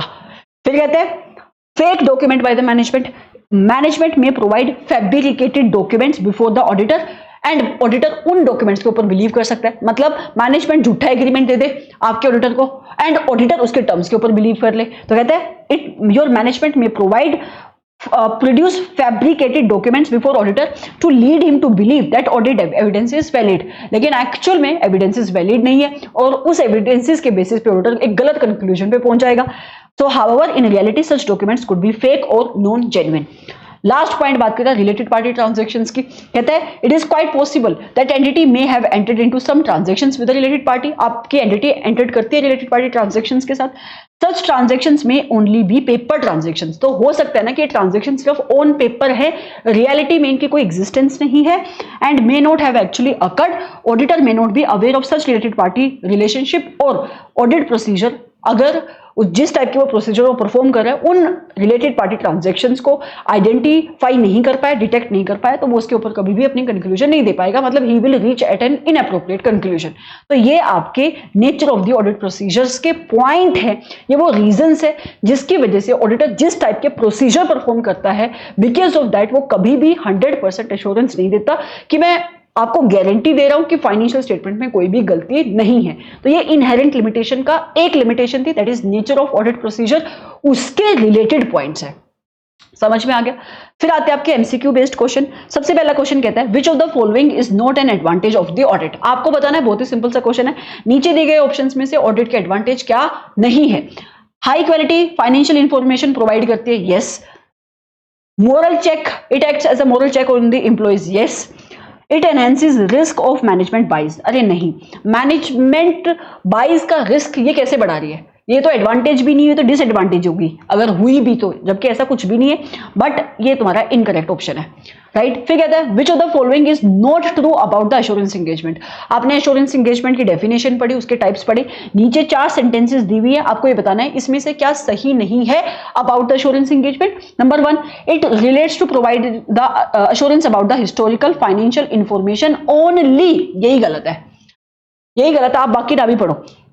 हमने ऊपर देखा भी कि अश्योरेंस जब आपका प्रैक्टिशनर करता है तो अश्योरेंस एंगेजमेंट को जब प्रैक्टिशनर परफॉर्म करता है तो वो सिर्फ हिस्टोरिकल फाइनेंशियल इंफॉर्मेशन के ऊपर ही अश्योरेंस प्रोवाइड नहीं करता. हमने एग्जांपल नहीं देखा था, प्रोस्पेक्टिव फाइनेंशियल इंफॉर्मेशन के ऊपर भी आपका प्रैक्टिशनर एश्योरेंस रिपोर्ट प्रोवाइड करता है. तो ये स्टेटमेंट गलत है, बाकी आप चाहे ना भी पढ़ो. फिर आता है क्वेश्चन नंबर 3, कहते हैं which of the following is true about the engagement standard. हमने डिफरेंट टाइप के एंगेजमेंट स्टैंडर्ड्स देखे थे, that is SAs, SRSs, SREs, right. 4 statement दी हुई है, बताओ कौन सी सही है statement. Engagement standards are insure proper right to practitioner in the course of performance of their duty. आपने किसी स्टैंडर्ड के अंदर ऐसा लिखा हुआ देखा कि ये स्टैंडर्ड ऑडिटर का राइट बता रहा है. भाई ऑडिटर की रिस्पॉन्सिबिलिटी बताते हैं स्टैंडर्ड, ना कि राइट. गलत है. एंगेजमेंट स्टैंडर्ड इंश्योर करते हैं कि आपकी एंटिटी अपनी फाइनेंशियल स्टेटमेंट को स्टैंडर्डाइज्ड मैनर में बनाए. भाई आपके जो एसेज होते हैं, स्टैंडर्ड्स होते हैं, नॉट ओनली एसेज, कोई भी स्टैंडर्ड्स एंगेजमेंट रिलेटेड, तो वो आपके प्रैक्टिशनर के ऊपर एप्लीकेबल होते हैं, मैनेजमेंट के ऊपर थोड़ी एप्लीकेबल होते हैं. मैनेजमेंट क्या अपनी फाइनेंशियल स्टेटमेंट को सही बना रही है नहीं बना रही, उसका एसेज, एसआरएस इन एंगेजमेंट स्टैंडर्ड से कोई लेना देना नहीं है. ये भी इनकरेक्ट है. एंगेजमेंट स्टैंडर्ड इंश्योर करते हैं uniformity by the practitioner in the course of performance of the duties. ये इसका आंसर बनेगा. ये हमने पढ़ा भी था एडवांटेजेस, राइट. ताकि कोई भी प्रैक्टिशनर इस किसी भी एक पर्टिकुलर टाइप की एंगेजमेंट को परफॉर्म करे, अगर वो स्टैंडर्ड के कंप्लायंस के अकॉर्डिंग कर रहा है तो वो यूनिफॉर्मिटी को इंश्योर करते हैं. ठीक है. तो अगर मिस्टर ए एक प्रैक्टिशनर है, वो रिव्यू की एंगेजमेंट परफॉर्म करे, मिस्टर बी दूसरा प्रैक्टिशनर है, वो भी रिव्यू की एंगेजमेंट परफॉर्म करे, तो अगर ये दोनों एसआरए के अकॉर्डिंग काम करेंगे तो यूनिफॉर्मिटी मेंटेन होगी. ठीक है. तो इसका आंसर बनेगा C. Consider the following statement in relation to limited assurance engagement. अभी आपने टेबल देखी, लिमिटेड एश्योरेंस एंगेजमेंट एग्जांपल है इसका रिव्यू. आपको नीचे 2 स्टेटमेंट दी हुई है, आपको इन स्टेटमेंट को कंसीडर करना है. स्टेटमेंट नंबर 1 क्या है. It involves obtaining the sufficient and appropriate evidences to draw reasonable conclusion. आप मुझे बताओ क्या आप लिमिटेड एश्योरेंस एंगेजमेंट के अंदर लिमिटेड कंक्लूजन ड्रॉ करते हो कि रीजनेबल कंक्लूजन ड्रॉ करते हो? लिमिटेड नहीं, सॉरी रीजनेबल नहीं, लिमिटेड कंक्लूजन को ड्रॉ करते हो, ये स्टेटमेंट गलत है।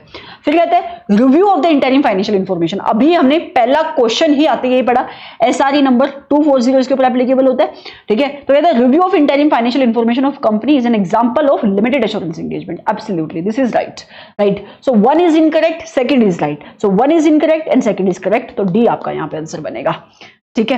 फिर क्वेश्चन नंबर 5 आता है, कहता है which of the following is true about the SAs. Standard की बात कर रहा है, कहता है these deal mainly and voluntary responsibility of the auditor.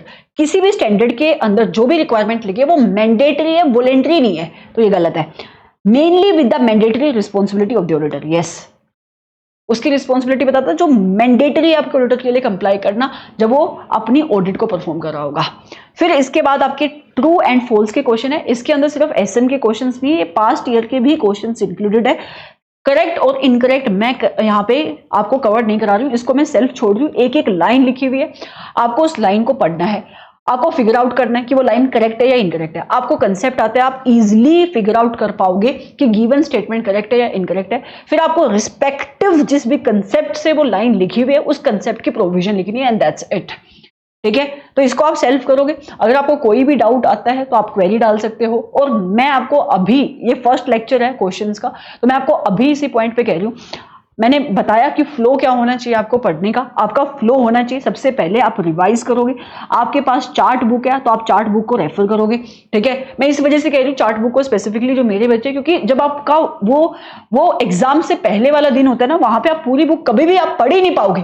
तो आपको कोशिश यही करनी कि जितने नंबर ऑफ टाइम्स आप चार्ट बुक को पढ़ो, आप उसी से अपना दिमाग में वहीं से कंसेप्ट बिठाओ, ठीक है। आपको कहीं पे किसी कंसेप्ट को लेकर इशू आता है तो आप रेगुलर बुक में जा सकते हो, बल्कि मैं तो कहूंगी आपको रेगुलर बुक में जाने की नीड भी नहीं पड़ेगी, क्योंकि मैंने हर जगह कंप्लीट पॉइंट लिखे हुए हैं, राइट। तो आप चार्ट बुक से रिवाइज करोगे कंसेप्ट को, देर आफ्टर आके आप इन क्वेश्चंस की क्लासेस को देखोगे, फिर ये आप ट्रू और फॉल्स अपने सेल्फ कर सकते हो, राइट।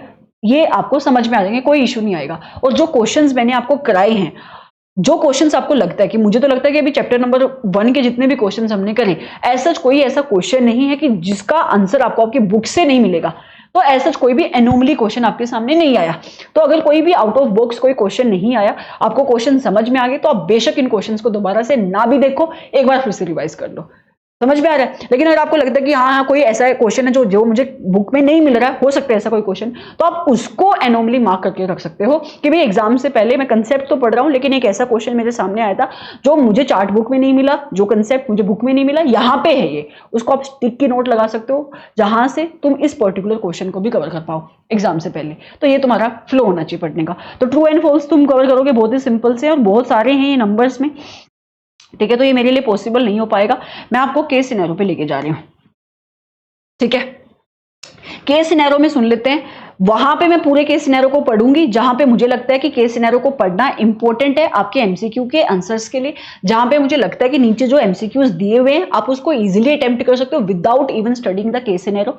तो वहां पे मैं केस सिनेरियो को नहीं पढ़ूंगी, यहाँ पे मैं पढ़ रही हूँ आपके लिए, क्योंकि मुझे ऐसा लगता है कि आपको इस पर्टिकुलर केस सिनेरियो को पढ़ना इंपॉर्टेंट है in order to answer the questions which are given below, right. आपके एग्जाम में जब भी अगर ऐसा आता है कोई केस सिनेरियो टाइप, तो हमेशा आपको पढ़ना है केस सिनेरियो को, फटाफट पढ़ लो, जो कहानी लिखी हुई लेकिन पढ़नी है वो कहानी।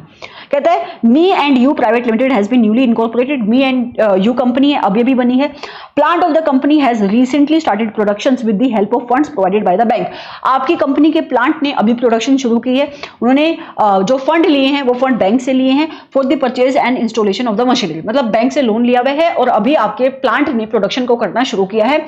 Further, company is also utilizing working capital credit facility from the same bank for meeting its day-to-day working capital requirements, like for the purchase of raw material, labor payments, etc. इतना समझो, आपकी कंपनी ने CC limit मिली हुई है bank से, right, अपनी working capital limits को meet करने के लिए। However, just within 6 months of its operation, management feels that working capital funds are inadequate and situation is creating liquidity issues in the company. लेकिन 6 महीने के अंदर ही मैनेजमेंट को लग रहा है कि भाई ये जो सीसी लिमिट है ये इनसफिशिएंट है और मेरे पास पैसा ही नहीं है। Management of the company is approach its banker, company गई बैंक के पास और रिक्वेस्ट करी कि जो सीसी की लिमिट है आप इसको बढ़ा दो।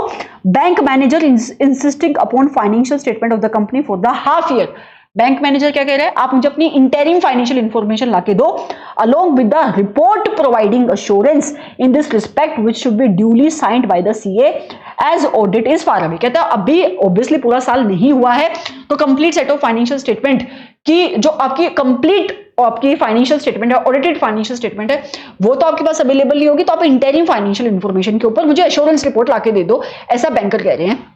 It also requires projected financial statement for coming year. कहता है मुझे प्रोजेक्शन भी लाके दो, एश्योरेंस प्रोवाइड करता है ना प्रोजेक्टेड फाइनेंशियल इंफॉर्मेशन के ऊपर आपका ऑडिटर, तो कहता है कि मतलब आपका प्रैक्टिशनर, तो कहता है कि आप मुझे प्रोजेक्टेड फाइनेंशियल इंफॉर्मेशन भी लाके दो along with the report from the CA providing the assurance regarding this projection to consider the request of the management. समझ में आ गया? द मैनेजमेंट अप्रोचेस सीएपी, अब मैनेजमेंट को ये एश्योरेंस चाहिए तो वो सीएपी के पास जाती है, हु हैज क्वालिफाइड रिसेंटली, अभी अभी वो सीए बना है और उसने प्रैक्टिस करना शुरू किया, रिपोर्ट प्रोवाइड कर रही है assurance for the half yearly result and projected financial statements are sought from the CAP. The management provides necessary information and records to him in this regard. तो जो भी एश्योरेंस के लिए आपकी मैनेजमेंट को इंफॉर्मेशन देनी थी, आपके सीए को वो इंफॉर्मेशन प्रोवाइड कर दी। अज्यूम करना है इस अबव गिवन सिनेरियो में कि कंपनी ने ना आपके सीए को जब ये एश्योरेंस मांग रही है कि आप मुझे इंटरिम फाइनेंशियल इंफॉर्मेशन के ऊपर, हाफ ईयरली इंफॉर्मेशन के ऊपर आप मुझे एश्योरेंस प्रोवाइड कर दो, वो सिर्फ ट्रायल बैलेंस दे रही है। Financial statement in draft preliminary form along with the accompanying records for the relevant half year to CAP. मतलब भाई तुम्हें अगर तुम इंटरिम फाइनेंशियल इंफॉर्मेशन भी दे रहे हो तो 6 महीने के लिए तुम कंप्लीट पी&एल भी दोगे ना, लेकिन वो सिर्फ एक ही एलिमेंट प्रोवाइड कर रही है फाइनेंशियल स्टेटमेंट का।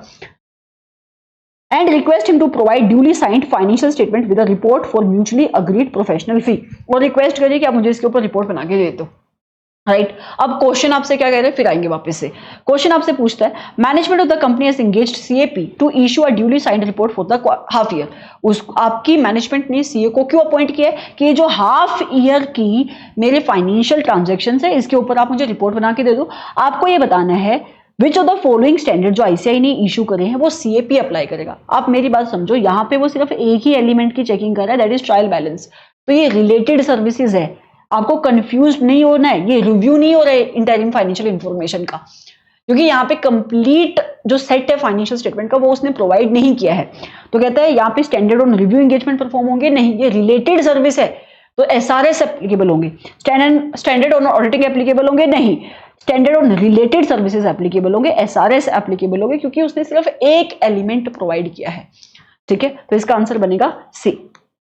फिर आता है which of the following statement is most appropriate in this given situation. अब जो मैंने ऊपर केस स्टडी पढ़ी ना, ऐसा आपके लिए उसको पढ़ना इंपॉर्टेंट था भी नहीं, आप इजीली आने वाले नीचे जो क्वेश्चंस है उनके आंसर दे सकते हो। कहता है कि नीचे दी गई स्टेटमेंट में से कौन सी स्टेटमेंट सही है। नंबर 1, जो सीएपी है वो असिस्ट कर सकता है मैनेजमेंट को in the preparation of the financial statement of the company. क्या मेकर चेकर हो सकता है? नहीं। तो चेकर ऑडिटर है, तो क्या वो मेकर की हेल्प कर सकता है कि मैं बना देता हूं तुम्हारे बिहाफ पे फाइनेंशियल स्टेटमेंट, मैं तुम्हारी मदद कर देता हूं? अरे भाई नहीं कर सकता, तो ये गलत है। सीएपी असिस्ट कर सकता है मैनेजमेंट को in the preparation of financial statement. जहां पे ये लाइन लिखी हुई है उस ऑप्शन को आगे पढ़ो भी मत, वो गलत है। Responsibility for the preparation of financial statement is of companies management. Yes, company की मैनेजमेंट की रिस्पॉन्सिबिलिटी है फाइनेंशियल स्टेटमेंट को बनाने की। CAP cannot assist management in the preparation of financial statement of the company. However, वो review की report issue कर सकता है। राइट, इंटरिम फाइनेंशियल इंफॉर्मेशन की चेकिंग करके वो रिव्यू रिपोर्ट इशू कर सकता है।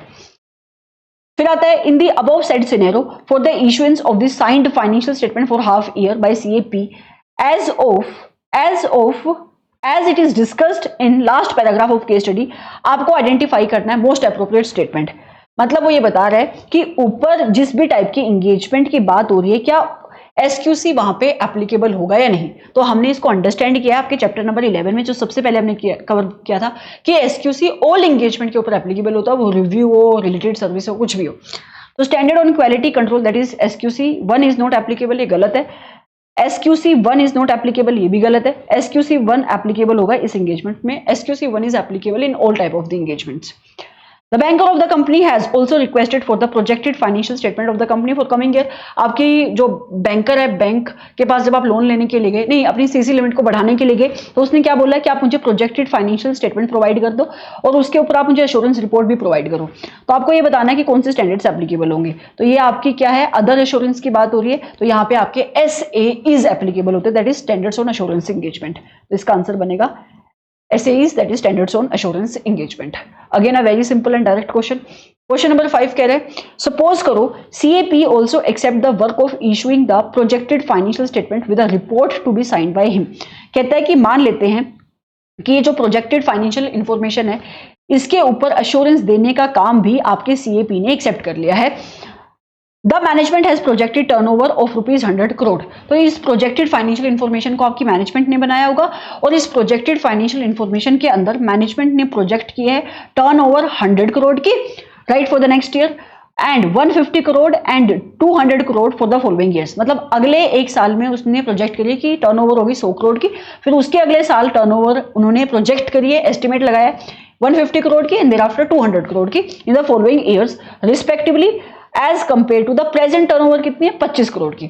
मतलब तुम लेवल देखो किस लेवल से बढ़ा रही है मैनेजमेंट की। अभी करंटली तुम्हारी टर्नओवर कितनी की हो रही है, 25 करोड़ की, और उन्होंने प्रोजेक्शंस बनाई है, बजट मान के चलो आप इसको, क्या है कि भाई आने वाले हमारी ये प्रोजेक्शंस है, मैनेजमेंट कहते हैं कि आने वाले साल में मेरी जो टर्नओवर होगी it should be 100 crore, thereafter 150 crore and thereafter 200 crore. फिर कहते हैं आइडेंटिफाई करो most appropriate statement in this situation. Statement जब आप पढ़ोगे तब आपको इस क्वेश्चन की रेलेवेंस ज्यादा समझ में आएगी। CAP has to satisfy himself regarding the arithmetical accuracy of the projected data. CAP जब प्रोजेक्टेड फाइनेंशियल इंफॉर्मेशन की चेकिंग करता है तो उसका ऑब्जेक्टिव होता है इस चीज को इंश्योर करना कि मैनेजमेंट ने ये जो प्रोजेक्शंस की हैं, प्रोजेक्शंस मतलब क्या, अभी एक्चुअल में तो कुछ हुआ नहीं, मैनेजमेंट तो फ्यूचरिस्टिक बातें करी, फ्यूचर में हमें लगता है कि हमारी टर्नओवर इतनी हो जाएगी, है ना, ये तो प्रोजेक्शंस है। तो मैनेजमेंट ने कुछ ना कुछ तो अजम्पशंस ली होंगी ना कोई बेस पे तो बोल रही होगी मैनेजमेंट कि मेरी फ्यूचर में मेरी सेल्स 100 करोड़ हो जाएंगी, अभी 25 करोड़ है, 100 करोड़ पे कैसे पहुंची, नया प्लांट लगा रहे हो, क्या कर रहे हो, कोई ना कोई तुम्हारी अजम्पशंस होगी ना यहाँ पे। तो ऑडिटर ना मैनेजमेंट की इन अजम्पशंस को देखता है कि क्या ये अजम्पशन रीजनेबल है या रीजनेबल नहीं है, राइट। तो उसका काम अर्थमेटिकल एक्यूरेसी को चेक करना नहीं होता है प्रोजेक्टेड डाटा की, ये गलत है, राइट। और वो ये भी देखता है कि भाई जो तुमने अपनी प्रोजेक्शंस लगाई है, जो तुम्हारे करंट में एक्चुअल में टर्नओवर है उसके साथ कुछ रिश्ता दिखाई भी दे रहा है, कंसिस्टेंसी दिखाई दे रही है नहीं। मतलब अभी तक तुम्हारी जो सेल्स होती आ रही थी, टर्नओवर होती आ रही थी, वो ऐसी थी 10-15 ऐसे है, सडनली तुम्हारी 100 करोड़ कैसे हो रही है, so there is a huge gap ना। सो ऑडिटर इसकी रीजनेबलनेस को इवेलुएट करता है, ना कि उसकी अर्थमेटिकल एक्यूरेसी को। तो कहते हैं CAP has to satisfy himself regarding the reasonableness of the assumption, सही बात है, underlying the projected turnover and its consistency with the actual, बिल्कुल सही बात है, ये सही स्टेटमेंट लिखी इसने आगे। लेकिन हम आगे देखते हैं कि क्या इससे भी कोई बेटर बात लिखी हुई है।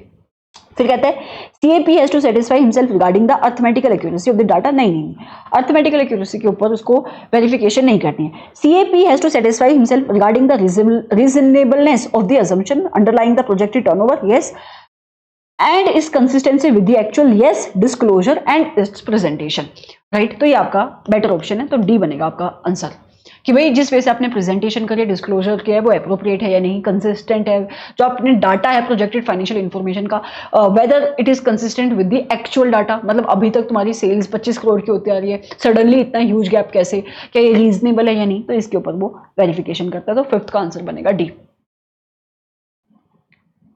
Okay, now is case study number 2। अब इस केस स्टडी को पढ़ने की जरूरत नहीं है टू आंसर द क्वेश्चंस, तो मैं सीधा आपके क्वेश्चंस के ऊपर जा रही हूँ। सबसे पहला क्वेश्चन कहते हैं आप क्वेश्चन के ऊपर फोकस करना, नाम क्या लिखा हुआ है उसमें कंफ्यूज नहीं होना है, आपको क्वेश्चन समझ में आ जाएगा, आप इजीली आंसर दे पाओगे, आपको ऊपर वाली केस स्टडी पढ़ने की नीड भी नहीं है। लेकिन मैं फिर से कह रही हूँ एग्जाम में तुम ऐसा अप्रोच फॉलो नहीं करोगे। अगर आते हैं क्वेश्चन, अनलेस टाइम बहुत कम है and you are running out of time, तो उस टाइम पे तुम डायरेक्टली क्वेश्चंस के ऊपर फोकस करोगे क्योंकि तुम्हें आंसर तो अटेम्प्ट करने, बट अदरवाइज नहीं, ठीक है।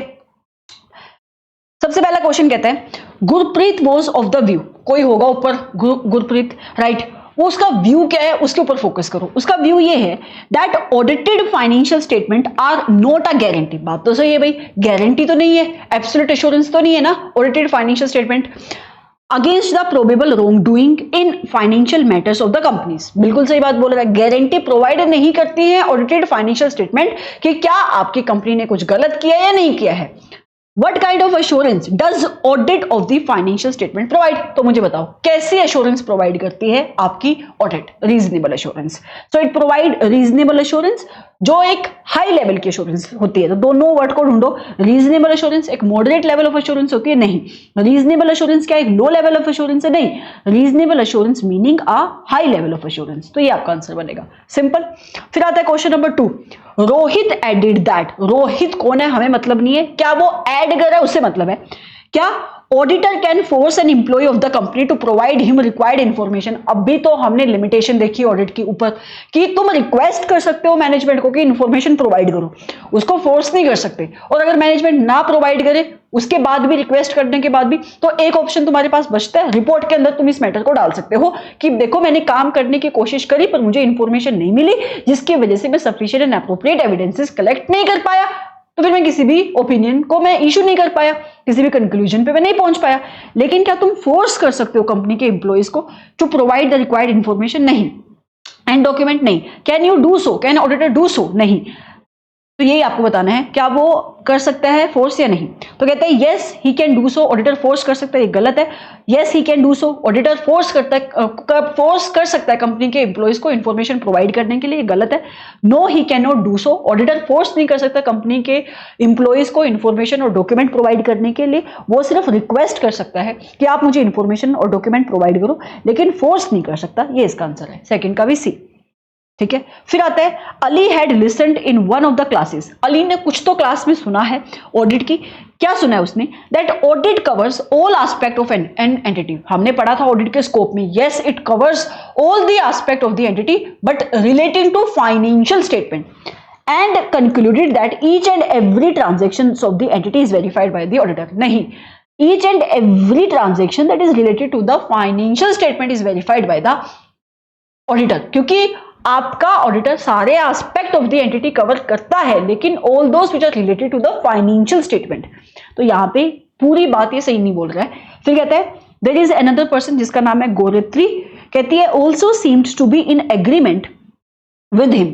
वो भी अग्री करी है आपकी, ये जो भी इसका नाम है गोरेती, ये भी अग्री करी है अली के साथ, but she was of the view. लेकिन कहती है कि अली जो कह रहा है वो तो ठीक है, इसके साथ साथ it is also meant that audit should be so organised कि ऑडिट की ऑर्गेनाइजेशन ऐसे होनी चाहिए that it covers all the areas of the entity, मतलब even the non financial areas. Which of the following statement is appropriate in this regard? क्या सिर्फ अली ठीक है या आपकी ये जो भी गोरी बोलते हैं इसको अभी, ठीक है, गोरी ठीक है, या दोनों अली एंड गोरी ठीक है? दोनों ही गलत नहीं है भाई। all the aspect of the entity will be covered in the audit but only those aspects which are related to the financial statement, so both of them are incorrect। तो ये आपका आंसर बनेगा डी। कहता है all of them also discussed about the benefit of audit। Audit के benefit के बारे में वो डिस्कस कर रहे थे।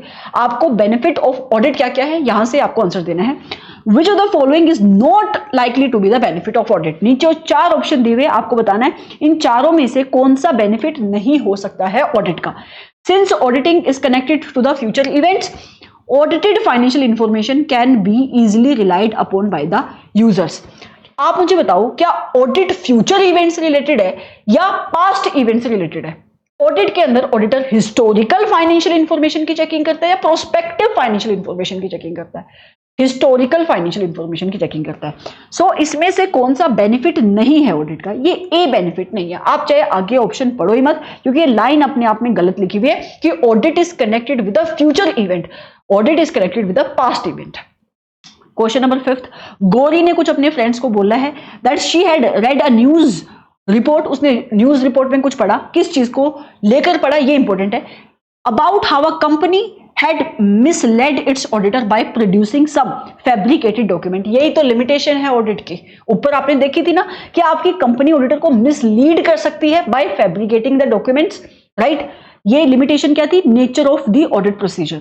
विच of the following statement seems to be appropriate in this regard. अब आपको बताना है कि नीचे दिए गए ऑप्शंस में से आपको कौन सी स्टेटमेंट सही लग रही है इन this regard. Number 1, it was wrong on the part of auditor. भाई ऑडिटर ने थोड़ी ना कुछ गलत किया है, कंपनी ने गलत किया है, तो ये स्टेटमेंट गलत है। Although it was wrong on the part of the auditor, auditor ने कुछ भी गलत नहीं किया यहाँ पे। Auditor has to conduct audit by exercising the professional skill. Auditor को अपनी स्किल को यूज करना है, स्केप्टिसिज्म को यूज करते हुए उसको ऑडिट को परफॉर्म करना है। बट वो कोई एक्सपर्ट तो नहीं है, नहीं, हमने देखा था he is not an expert in discovering the genuineness of the document. Yes, अगर वो जेन्युइनेंस को आइडेंटिफाई कर ही पाता तो ये लिमिटेशन में कभी आता ही नहीं, right. Hence management consisting of dishonest person, अगर मैनेजमेंट के लोग डिसऑनेस्ट है, which may have led him to rely upon the fabricated documents deliberately। कहते हैं मैनेजमेंट के लोग डिसऑनेस्ट है जिसकी वजह से उन्होंने जो डॉक्यूमेंट प्रोवाइड करे वो फैब्रिकेटेड है, मैनिपुलेटेड है, और वो आपका ऑडिटर उन डॉक्यूमेंट्स के ऊपर बिलीव करे। तो इसमें आपके ऑडिटर की कोई गलती नहीं है, वो तो अपने प्रोफेशनल स्किल को यूज करके, नॉलेज को यूज करके, स्केप्टिसिज्म को यूज करके ऑडिट को परफॉर्म कर रहा है। तो इसका आंसर बनेगा सी।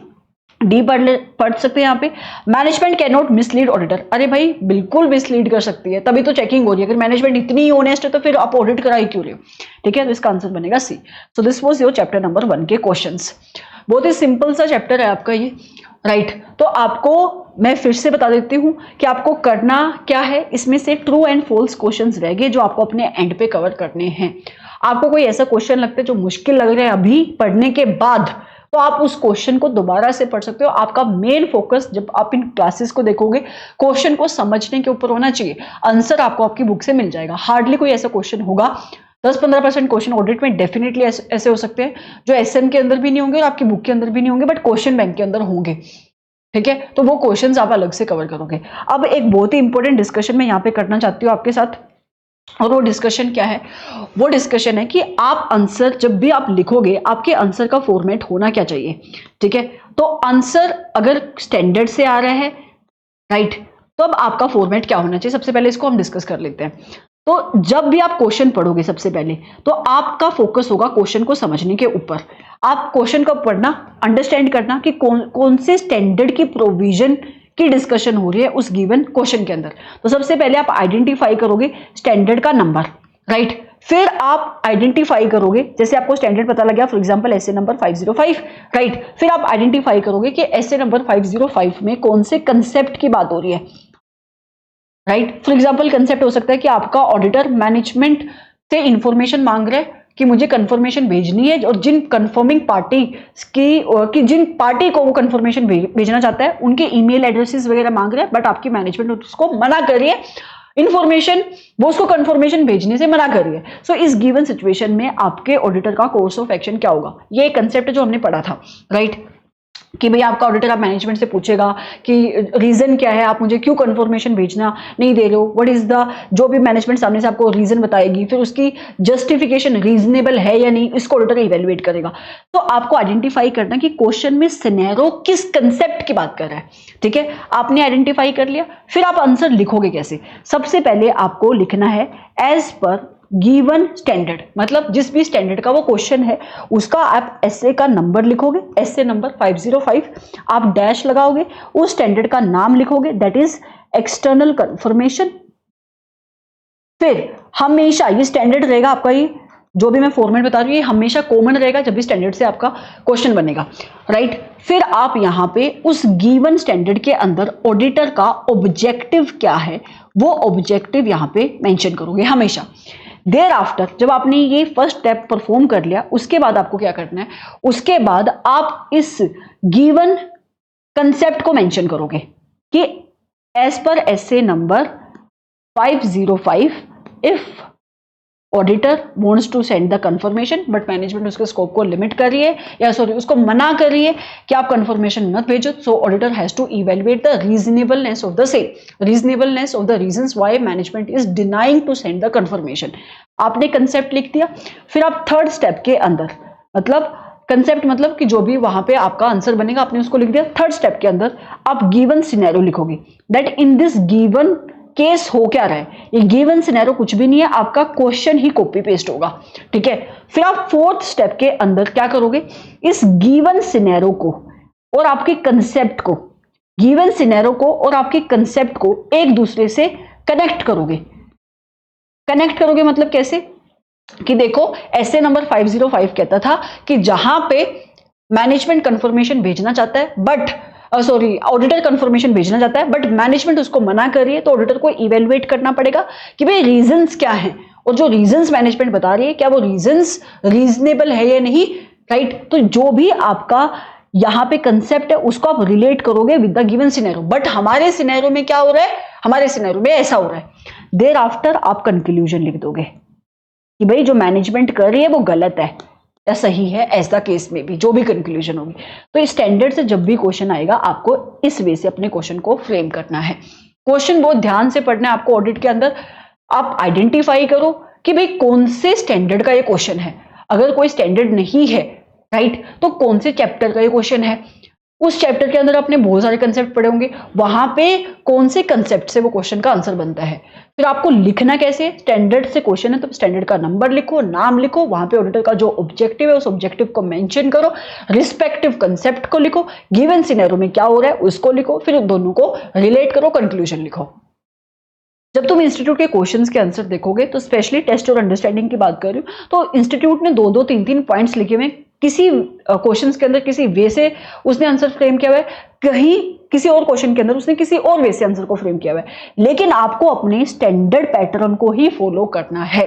आपको बस कंसेप्ट देखना है इंस्टीट्यूट की बुक से कि अच्छा ये कंक्लूजन है, फिर आपको वहां पे उस वे से आंसर लिखना है। अनलेस वो बिल्कुल ही एनोमली कोई क्वेश्चन है कि ये पर्टिकुलर फॉर्मेट को आप वहां पे फॉलो कर ही नहीं सकते, तो वो एक अलग सिचुएशन हो जाएगी बिल्कुल, ठीक है। अदरवाइज आपको इसी पैटर्न से क्वेश्चन के आंसर यहां पे लिखने हैं। अगर मैं आज की डिस्कशन आपको दिखाऊं जो हमने करी अभी, अगर मैं आपको चैप्टर नंबर 1 के फर्स्ट क्वेश्चन पे जो हमने डिस्कस किया उसके ऊपर वापस लेके जाऊं, तो ये जो 3 पॉइंट यहाँ पे लिखे हुए ये कंक्लूजन के पॉइंट है। आपको सबसे पहले यहाँ पे बताना है कि भाई ये review engagement, limited assurance engagement होती क्या है।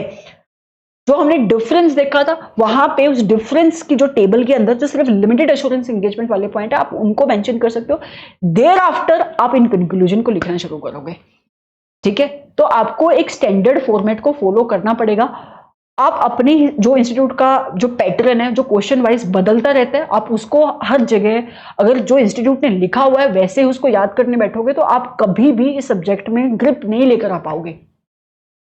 इवेंचुअली जब आपका एग्जामिनर बैठेगा ना तो वो आपके इन कंक्लूजन के ऊपर उसका फोकस होगा, बट आपने किस वे से प्रेजेंटेशन करी अपने क्वेश्चन की वो भी बहुत इंपॉर्टेंट है, ठीक है।